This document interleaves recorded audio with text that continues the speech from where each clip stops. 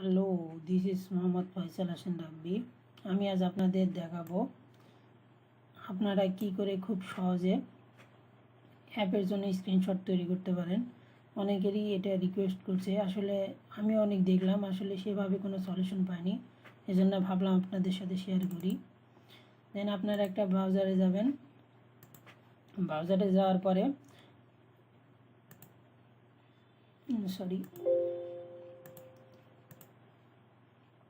ব্রাউজারে যাওয়ার পরে দেখেন দুইটার মাধ্যমে করা যাবে। একটা হচ্ছে mockup.com, স্টুডিও অ্যাপ mockup.com, আর একটা হচ্ছে অ্যাপ flycricket.com। তবে ফ্লাই ক্রিকেটের সবাই দেখায় যে হচ্ছে যে বাঁকানো যে স্ক্রিনশটটা ইউজ করা যায়, কিন্তু এটা কিন্তু ইউজ করা যায় না। চলেন আমি আপনাদের দেখাচ্ছি। জাস্ট লিঙ্কটা পেস্ট করেন,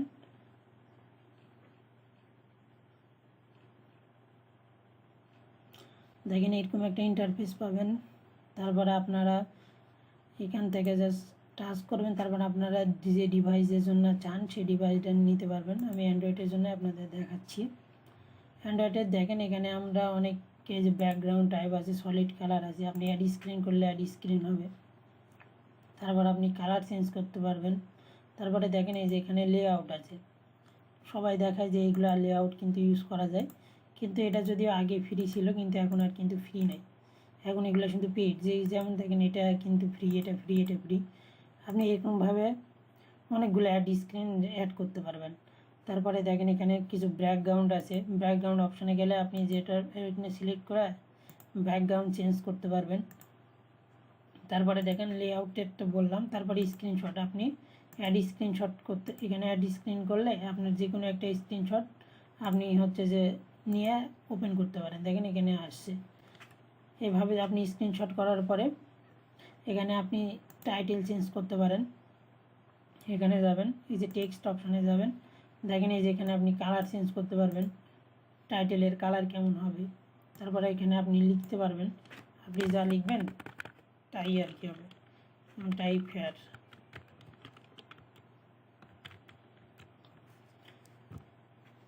তারপরে এখানে যদি আপনার হয়ে যায় 8টা কোডের লাগে সম্ভবত, আপনি 8টা বাজেই কয়টা করতে পারেন। করার পরে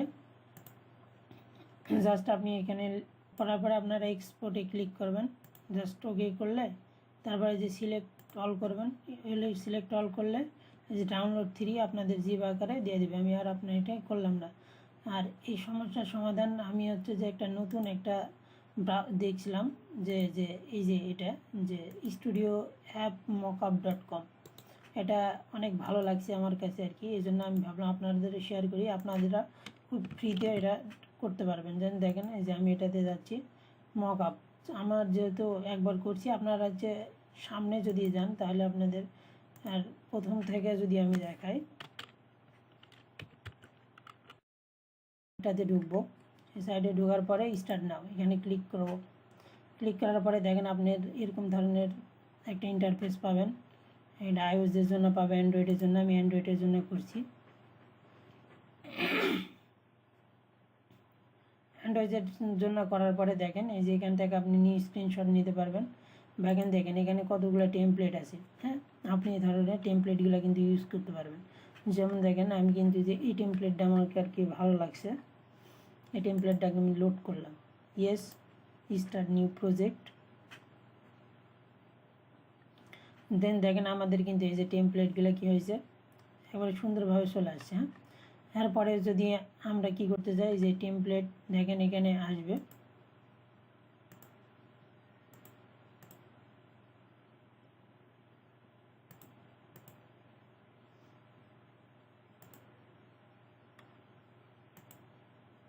দেখেন এই যে এখানে ক্লিক করলে এই যে লেআউট, তারপর হচ্ছে যে আপনার ব্যাকগ্রাউন্ড, যেমন দেখেন এখানে ব্যাকগ্রাউন্ড হোয়াইট আছে, আপনি যদি চাইতে পারেন ইমেজ দিতে পারবেন, প্যারাবোনার দিতে পারবেন, সলিড কালার দিতে পারবেন।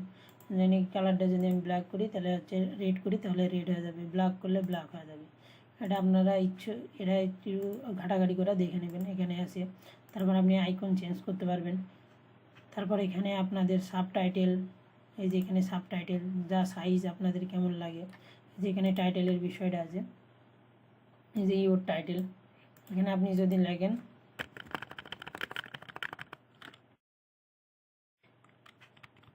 দিস ইজ আওয়ার টাইটেল, এটা যদি লিখেন তাহলে আপনারা খুব সহজে কী করতে পারবেন।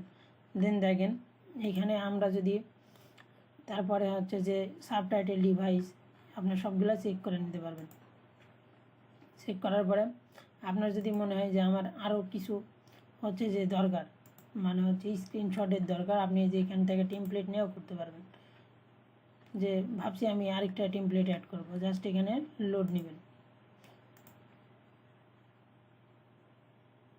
জাস্ট অ্যান্ড্রয়েডের জন্য ক্লিক করেন,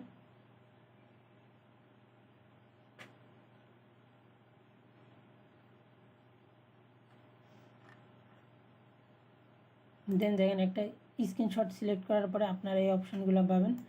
দেন দেখেন এখান থেকে কী করছে, এই যে কপি স্টাইল করেন। তারপরে দেখেন এই যে আমাদের কিন্তু একটা অ্যাড হয়ে গেছে। হ্যাঁ, এই যে এটার জন্য আমরা দেখতে পাচ্ছি না, জাস্ট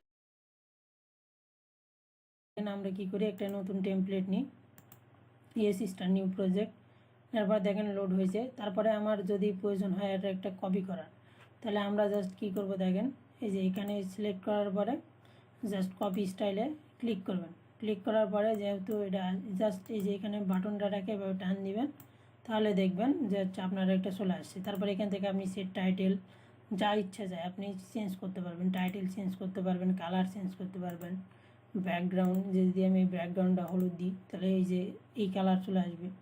তারপরে আপনি এখানে যদি চান আরও অনেক কিছু করতে, আইকন চেঞ্জ করতে পারবেন, তারপর হচ্ছে যে অ্যাড আইকন করতে পারবেন, তারপর টাইটেল লিখতে পারবেন, জাস্ট আগের মতোই আর কি। দেন আমরা যে এখানে যে আবার নিউ আছে, এই নিউতে ক্লিক করলে আপনাদের কিন্তু আরেকটা টেমপ্লেট অ্যাড হয়ে যাবে। এই যে নিউ টেমপ্লেট আমাদের কিন্তু অ্যাড হয়েছে। হ্যাঁ, তারপর দেখেন আমরা এটাতে আসি, এটা আর আগে ছিল। জাস্ট দেখেন এই যে এখানে আমরা একটা কী করবো, আমাদের পিকচার অ্যাড করব। জাস্ট আমরা এখানে কি করব, সিলেক্ট করার পরে দেখেন এখানে আমাদের কিন্তু গ্রাউন্ডের মধ্যে নয়, এটা আমাদের আছে ডিভাইসের মধ্যে। আমরা ডিভাইসের মধ্যে যে এখানে অ্যাড স্ক্রিন পাবো, আমরা জাস্ট অ্যাড স্ক্রিনে করব। তারপরে এই যে শুধু আমরা ডিভাইস অনলি মানে বোঝাচ্ছে যে এই একটু কালো অংশ, এই কালো একটু অংশের মধ্যে কিন্তু আমার ইমেজটা অ্যাড হবে। জাস্ট আমি কী করবো, তার ডিভাইস অনলি করার পরে দেখেন আমার একটা স্ক্রিনশট আসে।